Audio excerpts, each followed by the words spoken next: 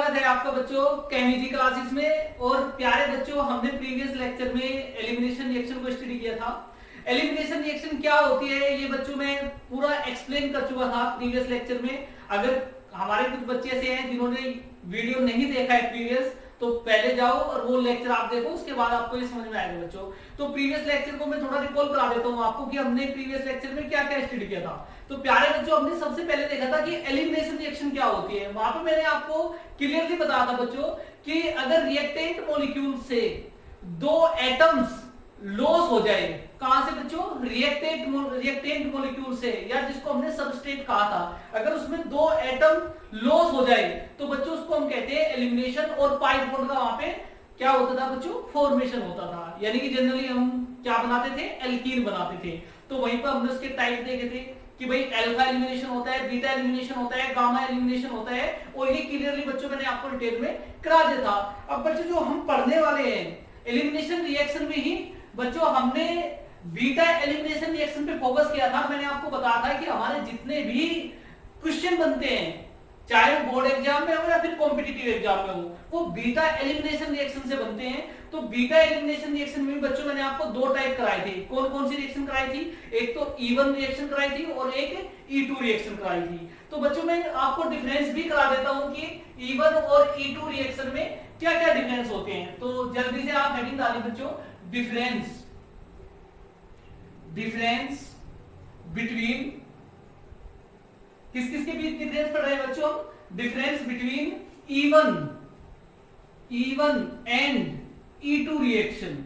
E1 and E2 reaction, ये E1 reaction क्या होती है, E2 रिएक्शन क्या होती है, ये बच्चों मैं आपको एक्सप्लेन कर चुका हूं। E1 मतलब बच्चों यूनिमोलिकुलर एलिमिनेशन रिएक्शन, 2 मतलब बाइमोलिकुलर एलिमिनेशन रिएक्शन। क्या क्या डिफरेंस होते हैं बच्चों में? तो मैं एक साइड में E1 रिएक्शन लिखता हूं और एक साइड में इसके E2 रिएक्शन लिखता हूं। तो यहाँ पे आप एक इस टाइप का कॉलम बना लीजिए। और सबसे पहला पॉइंट मैं आपको बच्चों डिफरेंस में करा रहा हूं। देखो, E1 रिएक्शन SN1 की जैसी है। जैसे SN1 रिएक्शन आपकी 2 स्टेप में होती है, ऐसे ही आपकी E1 रिएक्शन भी कितने स्टेप में होती है बच्चों? 2 स्टेप में होती है। तो मैं यहाँ पे लिख रहा हूं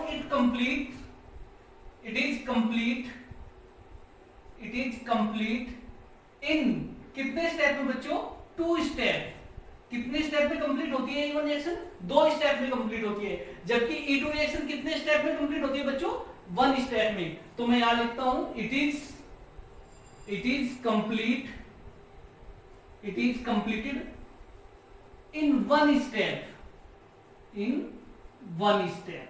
तो सबसे पहला डिफरेंस, मेजर डिफरेंस, कि E1 2 स्टेप में होती है, E2 1 स्टेप में होती है। सेकंड डिफरेंस देखो बच्चों, सेकंड डिफरेंस, जो E1 रिएक्शन होती है इसकी रेट किस पर डिपेंड करती है बच्चों? E1 रिएक्शन की जो रेट होती है वो किस पर डिपेंड करती है बच्चों? सबस्ट्रेट पर। और सबस्ट्रेट हमारे पास क्या होता है बच्चों? यहाँ पे एल्काइल हैलाइड। एल्काइल हैलाइड की कंसेंट्रेशन पर डिपेंड करती है बच्चों रेट E1 रिएक्शन में। जबकि E2 रिएक्शन में हमने देखा था कि जो रेट है बच्चों वो किस किस पर डिपेंड करती है? रेट डिपेंड करती है एल्काइल हैलाइड, जिसको हमने सबस्ट्रेट बोला था। और दूसरा क्या लिया था बच्चों? इसमें हमने बेस लिया था। तो बेस पर भी डिपेंड करती है। यहाँ पे किस पर डिपेंड करती है? बेस पर। और इसलिए हमने कहा था बच्चों कि जो E1 रिएक्शन होती है, क्योंकि ये एक ही मॉलिक्यूल्स पर डिपेंड करती है, तो इसकी मॉलिक्यूलरिटी कितनी होती है बच्चों? इसकी मॉलिक्यूलरिटी और ऑर्डर जो होता है वो कितना होता है बच्चों? 1 होता है। और यहाँ पर जो मॉलिक्यूलरिटी आएगी वो कितनी आएगी? यहाँ पर जो मॉलिक्यूलरिटी होती है बच्चों, मॉलिक्यूलरिटी और ऑर्डर वो किसके इक्वल होता है? 2 के इक्वल होता है। इसलिए हम इसको बायोमोलिकुलर कहते हैं। 2 मतलब बायोमोलिकुलर, तो इसलिए हम इसको बायोमोलिकुलर कहते हैं। और 1 मतलब यूनिमोलिकुलर, इसलिए हम इसको यूनिमोलिकुलर कहते हैं। इसलिए यहाँ पे 1 लगा है। फोर्थ डिफरेंस देखिए, फोर्थ डिफरेंस क्या लिखा हूं बच्चों? E1 रिएक्शन के अंदर किसका फॉर्मेशन होता था? कार्बोकेटायन। तो फॉर्मेशन ऑफ कार्बोकेटायन, यहाँ पे किसका फॉर्मेशन होता है बच्चों? कार्बोकेटायन का फॉर्मेशन होता है। जबकि E2 के केस में इस टाइप का कोई भी इंटरमीडिएट नहीं बनता। तो यहाँ पर मैं लिखूंगा बच्चों नो फॉर्मेशन ऑफ कार्बोकेटायन। कोई कार्बोकेटायन का फॉर्मेशन इसके अंदर नहीं होता। नेक्स्ट जो डिफरेंस में लिख रहा हूं बच्चों, इवन जो रिएक्शन होती है हमारी, इवन रिएक्शन किसकी प्रेजेंस में होती है बच्चों, तो यहाँ पर जो हम बेस लेते हैं वो वीक बेस लेते हैं बच्चों। इवन रिएक्शन जो होती है वो वीक बेस की प्रेजेंस में हो जाएगी। बस इसको आप क्या कर दो, हीट कर दो, थोड़ा क्या कर दो बच्चों, इसको हीट कर दीजिए। इसको वीक बेस से भी आपका काम चल जाएगा, बस उसको आपने क्या करना पड़ेगा, हीट करना पड़ेगा। जबकि E2 रिएक्शन में ऐसा नहीं है बच्चों, यहाँ पे आपको क्या चाहिए, यहाँ पे आपको स्ट्रॉन्ग बेस चाहिए। आपको स्ट्रॉन्ग बेस में मैंने आपको बताया था बच्चों क्या क्या लेते हैं हम, alcoholic KOH, alcoholic KOH strong base की रिएक्ट करेगा। यहाँ पे इथोक्साइड और एल्कोहल के भी मैंने आपको एग्जांपल कराए हैं प्रीवियस वीडियो में। तो यहाँ पे हम कौन लेते हैं, स्ट्रॉन्ग बेस। यहाँ पे हमारा वीक बेस से भी काम चल जाएगा। नेक्स्ट और लास्ट जो पॉइंट मैं करा रहा हूं बच्चों, देखो जहां पर कार्बोकेटाइन का फॉर्मेशन होता है तो वहां पर रीअरेंजमेंट की पॉसिबिलिटी होती है बच्चों। तो यहां पर क्या होता है, रीअरेंजमेंट, रीअरेंजमेंट इज पॉसिबल। तो यहाँ पे क्या होगा बच्चों, रीअरेंजमेंट इज पॉसिबल, यहाँ पे रीअरेंजमेंट होता है। जबकि E2 रिएक्शन के अंदर कार्बोकेटाइन का फॉर्मेशन नहीं होगा, तो मैं यहाँ पे लिखूंगा नो रीअरेंजमेंट, यहाँ पर कोई अरेंजमेंट नहीं होता, यहाँ पे कोई रीअरेंजमेंट नहीं होता। लेकिन जहां पर कार्बोकेटाइन बनता है बच्चों, वहां पर रीअरेंजमेंट की पॉसिबिलिटी हो जाती है। क्योंकि आपको पता है कि टर्शियरी कार्बोकेटाइन जो होता है मोस्ट स्टेबल होता है, देन सेकेंडरी, देन प्राइमरी। अगर हमारा कार्बोकेटाइन सेकेंडरी से टर्शियरी में कन्वर्ट हो जा रहा है तो वो रीअरेंजमेंट हो सकता है। तो इसलिए हम कह रहे हैं बच्चों यहाँ पर रीअरेंजमेंट की पॉसिबिलिटी होती है, जबकि E2 रिएक्शन के अंदर कोई रीअरेंजमेंट की पॉसिबिलिटी नहीं होती।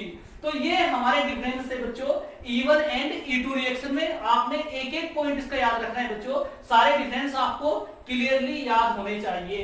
तो जल्दी से आप इसका स्क्रीनशॉट लीजिए बच्चों। ठीक है बच्चों, तो कुछ एग्जांपल एलिमिनेशन रिएक्शन के यहाँ पे मैं करा रहा हूँ कुछ क्वेश्चन। अभी तक हमने सिंपल एलिमिनेशन रिएक्शन के एग्जांपल आपको करा दिए, बीटा में भी कराए, अल्फा में भी कराए। अब मैं आपसे कुछ एग्जांपल कराता हूँ बच्चों। ये आपने बताना है कि क्या बनना चाहिए प्रोडक्ट। तो आप नोटबुक में जरूर लिखना इसका प्रोडक्ट बच्चों। मेरे आंसर से पहले आपने इसमें आंसर लिखना है, वीडियो को पॉज करना है और आंसर लिखना है कि क्या इसका आंसर आएगा। अगर बच्चों हमारे पास कंपाउंड कुछ इस तरह से हो, CH3 CH2 Br, ये बच्चों हमारे पास इसको क्या बोलते हैं हम, ब्रोमो इथेन, या फिर इसका जो कॉमन नेम होगा इथाइल ब्रोमाइड। और इथाइल ब्रोमाइड की रिएक्शन हम किसकी प्रेजेंस में करा रहे हैं बच्चों, एल्कोहलिक KOH। देखो कंडीशन में क्या डाल दे, एल्कोहलिक KOH। अगर एल्कोहल की जगह यहाँ पर एक्वस दिया होता तो बच्चों रिएक्शन कौन सी होती, रिएक्शन आपकी कौन सी होती बच्चों, सब्स्टिट्यूशन रिएक्शन होती। लेकिन जैसे ही एल्कोहलिक वर्ड यहाँ पे यूज कर दिया तो रिएक्शन आपकी सब्स्टिट्यूशन रिएक्शन नहीं है, रिएक्शन आपकी एलिमिनेशन रिएक्शन है। और एलिमिनेशन रिएक्शन में आपको पता है बच्चों क्या बनेगा, एल्कीन का फॉर्मेशन होगा। कैसे पता चलेगा इसमें एल्कीन बनेगा, तो ये कंडीशन आपने याद रखनी है कि अगर एल्काइल हैलाइड है और एल्कोहलिक KOH दिया है तो रिएक्शन बच्चों आपकी एलिमिनेशन ही होनी है। एलिमिनेशन में आपको पता है कि ये बेस होता है, और बेस को क्या चाहिए बच्चों, बेस को सिर्फ प्रोटॉन चाहिए होता है। प्रोटॉन कहां दिखाई दे रहा है बच्चों, प्रोटॉन भी कौन सा प्रोटॉन हमें चाहिए, हमें बीटा चाहिए। हेलोजन एटम जिस कार्बन पर जुड़ा होता है उसको अल्फा कहते हैं बच्चों, इसको हम क्या बोलेंगे, अल्फा। और जो नेक्स्ट कार्बन होता है इसको हम क्या कहेंगे बच्चों, बीटा। आगे कोई कार्बन होता है तो उसको गामा भी कहते हैं, या इसको 1 या 2 ऐसे भी नंबरिंग आप कर सकते हो। लेकिन हमने इसको बीटा एलिमिनेशन रिएक्शन का नाम दिया है, तो इसलिए मैं अल्फा बीटा की फॉर्म में यहां बात कर रहा हूं।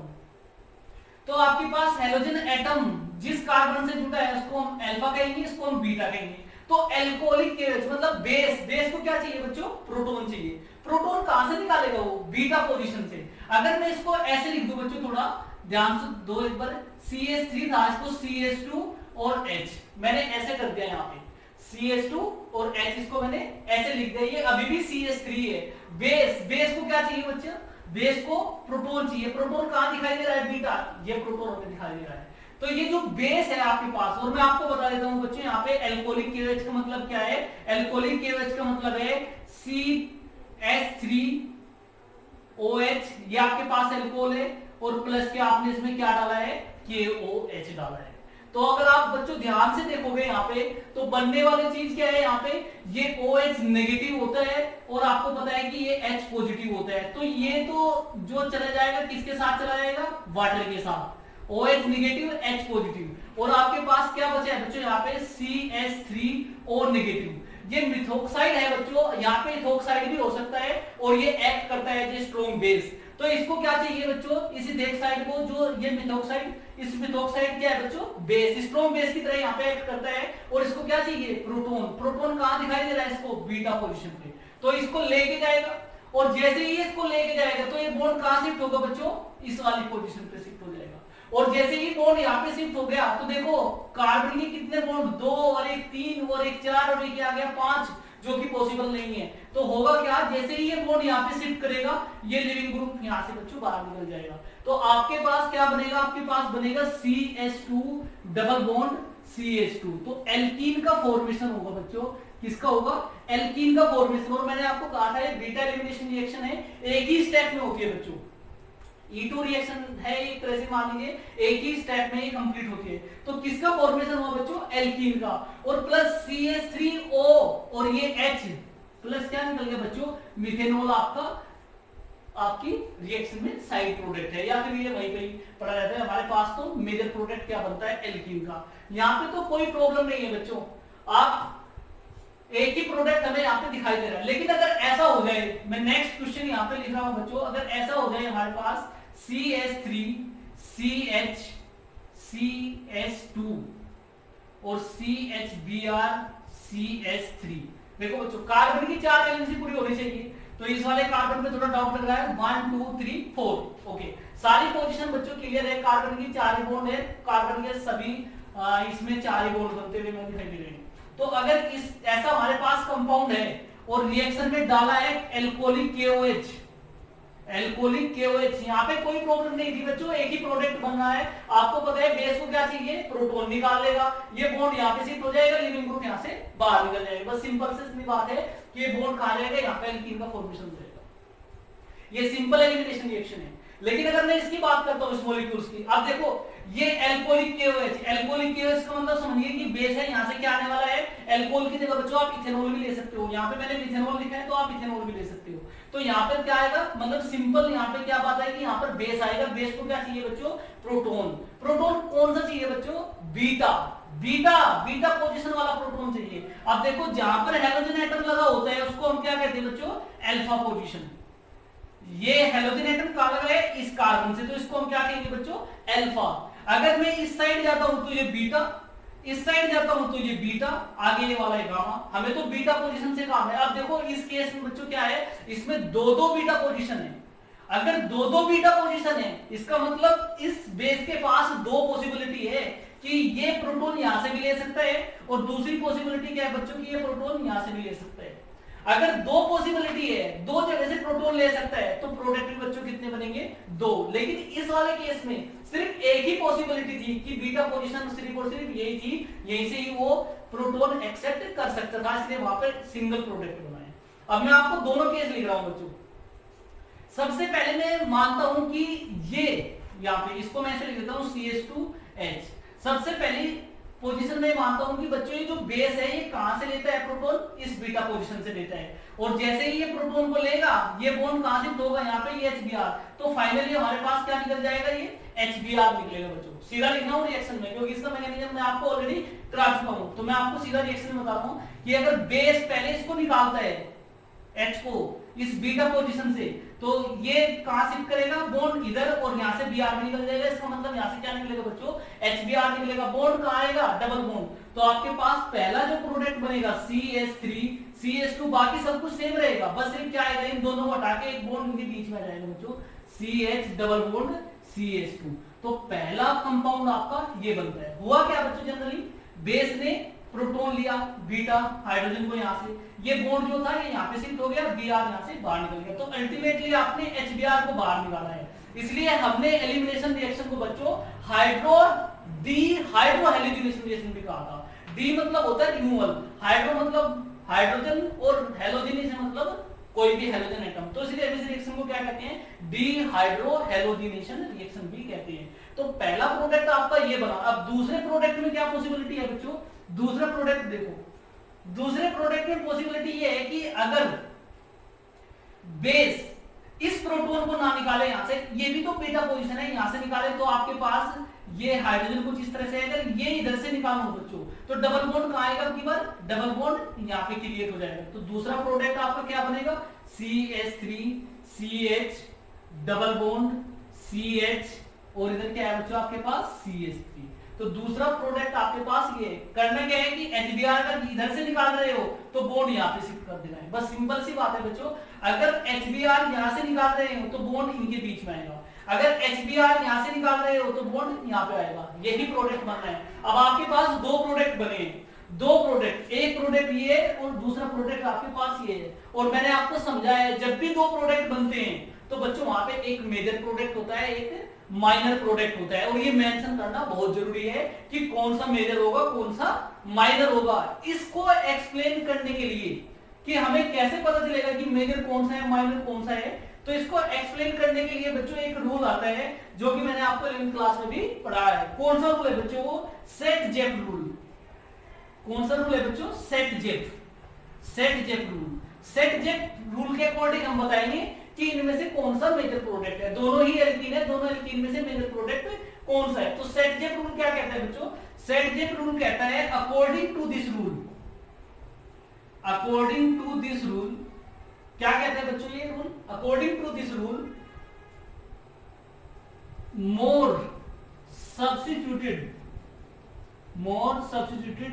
एल्कीन, देखो बच्चों क्या लिखा हूं मैं, क्या कहता है rule, according to this rule more substituted alkene gives major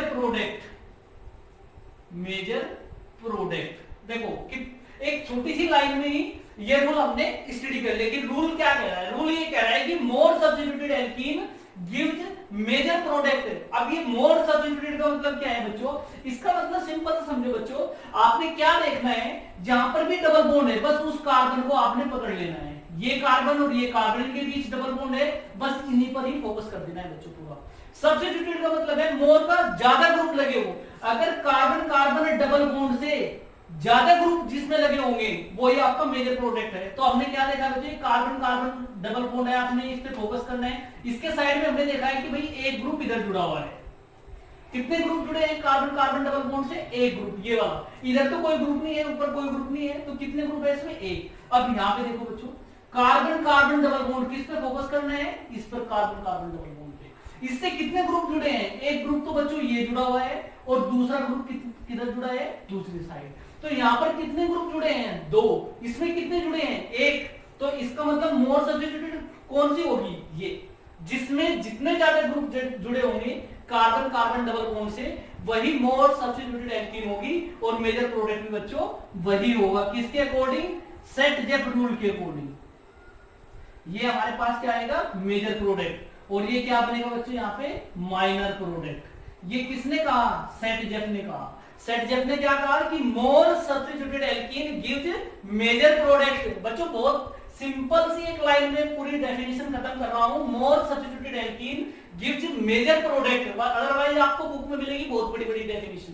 तो सिर्फ आपने इतना याद रखना है कि more substituted alkene gives major product, और आपको तरीका बता दिया कि आपने क्या करना है, कार्बन कार्बन डबल बॉन्ड पर फोकस करना है, इसके साइड में जितने ज्यादा ग्रुप लगे होंगे समझ लो वही आपकी मोर सब्स्टिट्यूटेड एल्कीन है, वही आपका मेजर प्रोडक्ट है। ये कहते हैं कौन, set Jeff rule, set Jeff के अकॉर्डिंग, और इसको हम बच्चों सेट जेफ प्रोडक्ट भी कहते हैं। मेजर प्रोडक्ट को हम क्या कहते हैं, सेट जेफ प्रोडक्ट कहते हैं। तो यहाँ पर बच्चों ये एलिमिनेशन रिएक्शन आपका कंप्लीट हो जाता है। तो हमने हेलो एल्कीन्स की जो केमिकल प्रॉपर्टीज है उसमें सबसे पहली रिएक्शन बच्चों हमने देखी थी NSR reaction, nucleophilic substitution reaction. दूसरा बच्चों हमने देखा है एलिमिनेशन रिएक्शन। अब जो थर्ड रिएक्शन है एल्कीन की वो किसके साथ है बच्चों, reaction with metal, active metal के साथ हमने रिएक्शन करानी है। तो उससे पहले फटाफट आप इसका स्क्रीनशॉट लीजिए, ठीक है बच्चों। तो अब जो थर्ड रिएक्शन हमने पढ़ने वाले हैं, तो थर्ड रिएक्शन कौन सी पढ़ेंगे, reaction of alkyl halide, reaction of alkyl halide with metal, metal के साथ हमने रिएक्शन पढ़नी है किसकी बच्चों, एल्काइल हैलाइड की। हमने 3 टाइप की रिएक्शन कहा था कि एल्काइल हैलाइड की हम पढ़ेंगे कौन कौन से, एक तो NSR reaction, nucleophilic substitution reaction, दूसरी एलिमिनेशन रिएक्शन, और तीसरा हमने कहा था रिएक्शन विद मेटल। तो बच्चों ये थर्ड वही रिएक्शन है, reaction of alkyl halide with metal. तो सबसे पहले जो मेटल की बात कर रहा हूं बच्चों, ए पार्ट मान लेता हूं। सबसे पहले हम किसके साथ रिएक्शन कराएंगे, रिएक्शन विद सोडियम मेटल। किसके साथ रिएक्शन करा रहे हैं बच्चों, रिएक्शन विद सोडियम मेटल। तो एल्काइल हैलाइड की हम रिएक्शन करा रहे हैं, पहले रिएक्शन किसके साथ करा रहे हैं, सोडियम मेटल के साथ। तो देखो बच्चों क्या होता है, अगर हम एल्काइल हैलाइड को किससे रिप्रेजेंट करते हैं बच्चों, Rx से। ये क्या है हमारे पास, एल्काइल हैलाइड। अगर एल्काइल हैलाइड की रिएक्शन हम किसके साथ करा रहे हैं बच्चों, सोडियम मेटल के साथ करा रहे हैं। और बच्चों ध्यान दो, इस रिएक्शन में जब मैंने आपको बताया था कि एल्काइल हैलाइड जब सोडियम मेटल के साथ रिएक्शन करता है इन दी प्रेजेंस ऑफ किसमें, ड्राई ईथर की प्रेजेंस में, तो ये एक नेम रिएक्शन है जो कि बहुत ज्यादा इंपॉर्टेंट रिएक्शन है। अगर एल्काइल हैलाइड की रिएक्शन हम सोडियम मेटल के साथ कराते हैं तो बच्चों इसको हम कहते हैं वुर्ज रिएक्शन।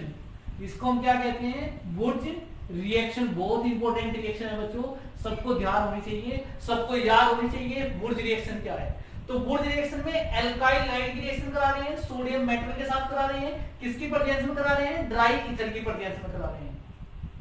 अब इसमें एक बात हो रही है बच्चों कि यहाँ पे इस रिएक्शन में, वुर्ज रिएक्शन में हमेशा हम एल्काइल हैलाइड के 2 मॉलिक्यूल्स लेते हैं। एक तो मैंने ये ले लिया बच्चों, एक मॉलिक्यूल्स में यहाँ पे देखो Rx के सेम मॉलिक्यूल्स लेते हैं, 2 मॉलिक्यूल्स लेते हैं इसमें।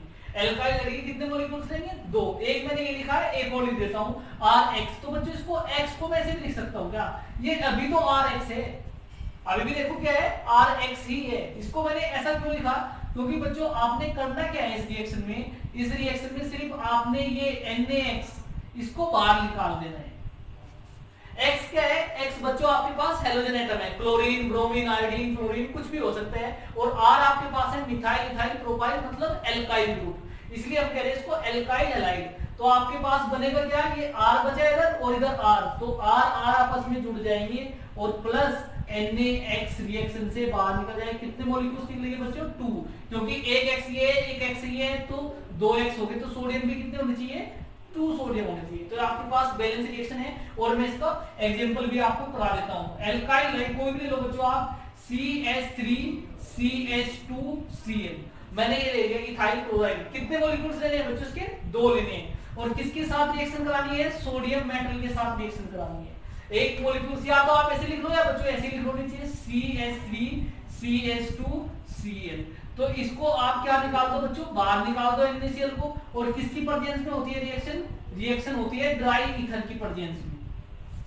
रिएक्शन किसकी प्रेजेंस में होती है, ड्राई ईथर की। तो यहां से क्या निकलेगा, NaCl, और बाकी इन सबको आपस में जोड़ दो, तो CH3 CH2 CH2 CH3। तो बनने वाला जो प्रोडक्ट है बच्चों CH3 CH2 CH3 क्या बनेगा इसमें, एल्केन। को कौन सा 4 कार्बन वाला, इसको हम क्या कहते हैं बच्चों, ब्यूटेन कहते हैं। और प्लस NaCl बाहर निकल जाएगा। इसको बैलेंस करोगे तो यहाँ पे 2 क्लोरीन है इसलिए सामने 2 लगा दिया, सोडियम यहाँ पे 1 दिखाई दे रहा है तो 2 लगा दिया। तो ये रिएक्शन भी आपके पास कर देगी, बैलेंस रिएक्शन हो जाएगी।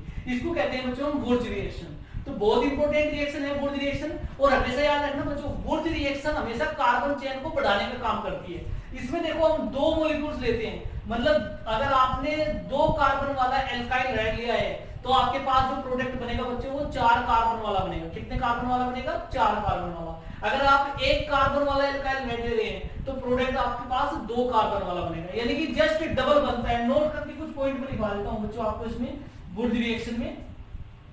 मीथेन CH4, देखो इसमें जो एल्केन बनते हैं, ethane, butane, hexane, even number वाले एल्केन बनते हैं बच्चों, ऑड नंबर वाले नहीं बनते। तो यहां पे मैं लिख रहा हूं कि methane can not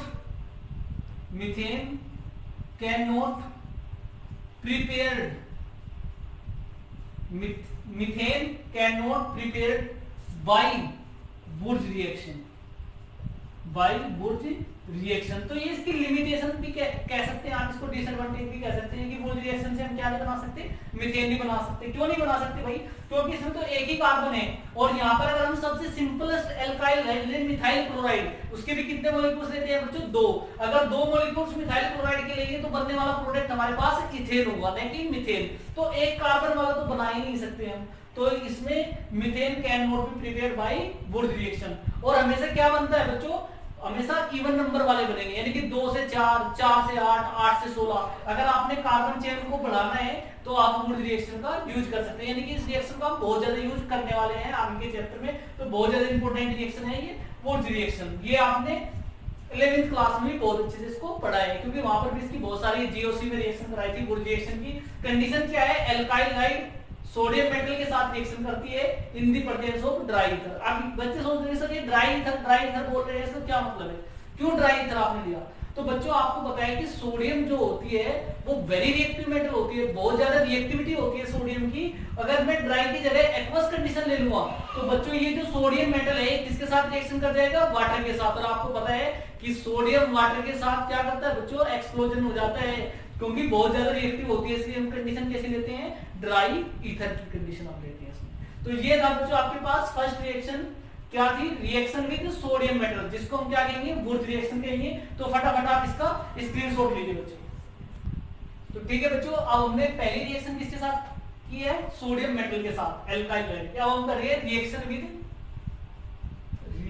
with magnesium metal.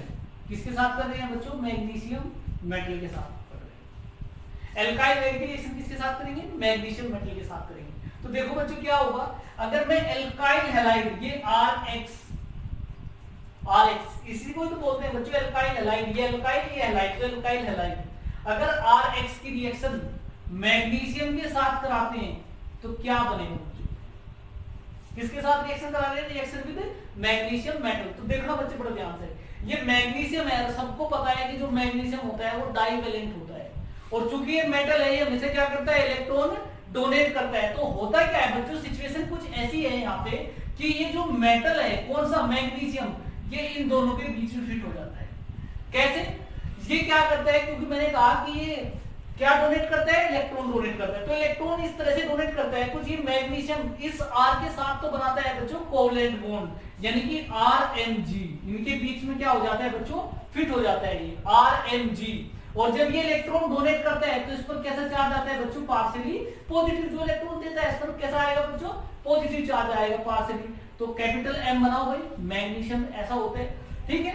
और ये देखो यहाँ पर बहुत इंटरेस्टिंग कंडीशन है, जब मैग्नीशियम इनके साथ रिएक्शन करता है तो कुछ इनके बीच में इस तरह से फिट हो जाता है कि ये इसके साथ तो R के साथ तो बनाता है कोवलेंट बॉन्ड, और कोवलेंट बॉन्ड कैसे बनाते हैं बच्चों? शेयरिंग से बनाते हैं, क्योंकि ये इलेक्ट्रॉन तो डोनेट कर रहा है। मैंने कहा कि मैग्नीशियम है, मेटल इलेक्ट्रॉन तो डोनेट करता है, तो यहाँ तो ये इलेक्ट्रॉन डोनेट करता है शेयरिंग में, लेकिन ये जो हैलाइड होता है मोर इलेक्ट्रोनेगेटिव होता है, तो कंप्लीटली इससे इलेक्ट्रॉन ले लेता है और साथ में इनके साथ बॉन्ड बनाता है बच्चों आयनिक बॉन्ड बनाता है।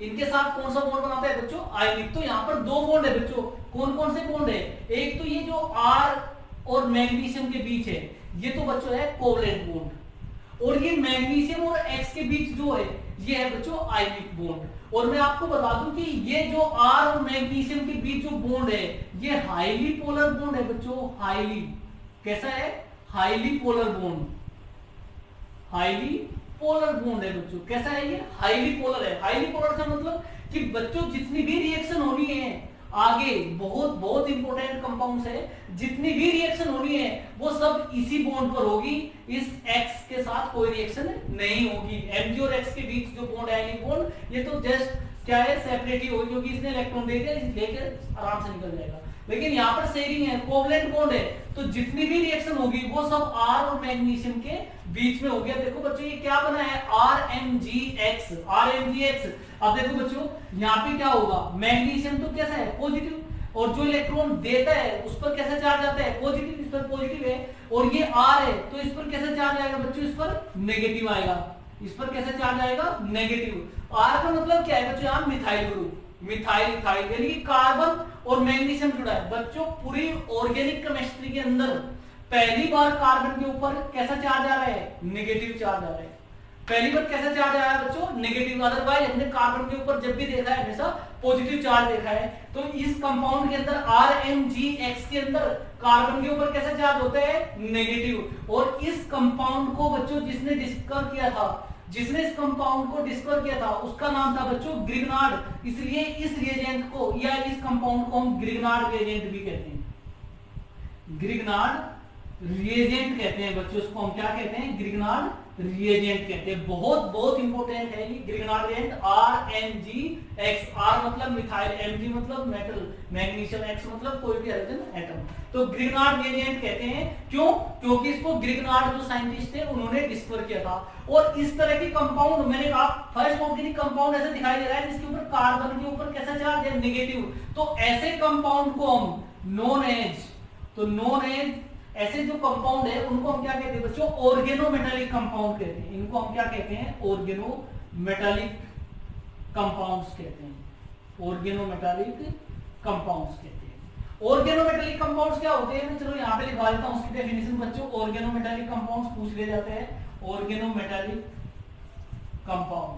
तो ऑर्गेनोमेटालिक कंपाउंड्स क्या होते हैं उसके बारे में बता दो। ऑर्गेनो का मतलब होता है बच्चों कार्बन, इसके नाम में ही इसकी डेफिनेशन है ऑर्गेनो। ऑर्गेनिक का मतलब क्या होता है बच्चों, कार्बन। और मेटल मतलब मेटल। अगर कार्बन डायरेक्टली मेटल से जुड़ा है, ऐसे कंपाउंड जिनमें कार्बन डायरेक्टली किससे जुड़ा है बच्चों, मेटल से जुड़ा है, तो उनको हम कहते हैं ऑर्गेनोमेटालिक कंपाउंड। तो मैं लिख रहा हूं carbon atom, carbon atom directly bonded to the metal, carbon atom directly bonded to the metal, known as organometallic compound, organometallic compound। उनको हम क्या कहेंगे बच्चों, ऑर्गेनोमेटालिक कंपाउंड कहेंगे। ऐसे कंपाउंड जिनमें कार्बन एटम डायरेक्टली किससे बॉन्डेड होता है बच्चों, मेटल से होता है, तो उनको हम ऑर्गेनोमेटालिक कंपाउंड्स कहते हैं। तो ग्रिग्नार्ड रिएजेंट कैसा है, ऑर्गेनोमेटालिक कंपाउंड है। ग्रिग्नार्ड रिएजेंट क्यों कहते हैं, क्योंकि ग्रिग्नार्ड ने इसको डिस्कवर किया था। अब देखो, और इसके लिए कंडीशन क्या होती है बच्चों, जब हम इसको बनाते हैं, जब एल्काइल लाइट की मैग्नीशियम के साथ रिएक्शन कराते हैं, तो कंडीशन यहाँ पर भी क्या रहती है बच्चों, ड्राई ईथर ही हम लेंगे। कंडीशन भी क्या लेंगे यहाँ पे, ड्राई ईथर। तो ड्राई ईथर की प्रेजेंस में ही आपका क्या बनता है, ग्रिग्नार्ड रिएजेंट बनता है। अब मैं एक सिंपल सी एग्जांपल लेके यहाँ पे इसका करा भी देता हूँ बच्चों। अगर आपने एल्काइल लाइट लिया है CH3X की जगह Cl मान लिया, मिथाइल क्लोराइड प्लस मैग्नीशियम आपने लिया ही है, और ड्राई ईथर की प्रेजेंस में आप ये रिएक्शन करा रहे हो, किसकी प्रेजेंस में करा रहे हैं बच्चों, ड्राई ईथर। तो मैग्नीशियम कहां फिट हो जाएगा, इसके बीच में बनेगा क्या, RMgX। R कौन सा ग्रुप है, CH3, मैग्नीशियम, और बनने वाला क्या है आगे, Cl, मैग्नीशियम। तो ये कंपाउंड आपके पास क्या कहलाता है बच्चों, ग्रिग्नार्ड रिएजेंट। अब ये ग्रिग्नार्ड रिएजेंट है। ग्रिग्नार्ड रिएजेंट पर बच्चों क्वेश्चन पूछा जाता है। क्या क्वेश्चन पूछा जाता है, एक ये क्वेश्चन आप लोग लिखोगे और आपने सबने इस क्वेश्चन को करना है आपकी बुक की हेल्प से। और नेक्स्ट वीडियो में बच्चों मैं इस क्वेश्चन का आंसर आपसे डिस्कस करूंगा। मैं क्वेश्चन लिख रहा हूं, वाई, सोचना है बच्चों आपने, ही कॉन्सेप्चुअल बेस्ड क्वेश्चन है, बहुत अच्छा क्वेश्चन है, कई बार आपके बोर्ड में पूछा गया है, सीबीएसई बोर्ड में। Why Grignard reagent, why Grignard reagent, why Grignard reagent prepared in anhydrous condition, in anhydrous condition, in anhydrous condition। Question है बच्चों कि ग्रिग्नार्ड रिएजेंट को एनहाइड्रस कंडीशन में क्यों बनाया जाता है।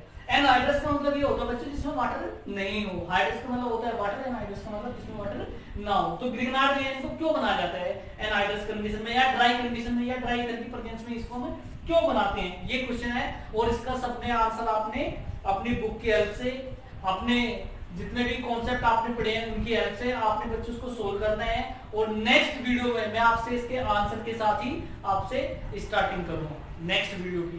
तो बच्चों आज बस हम इतने रखते हैं इस वीडियो में।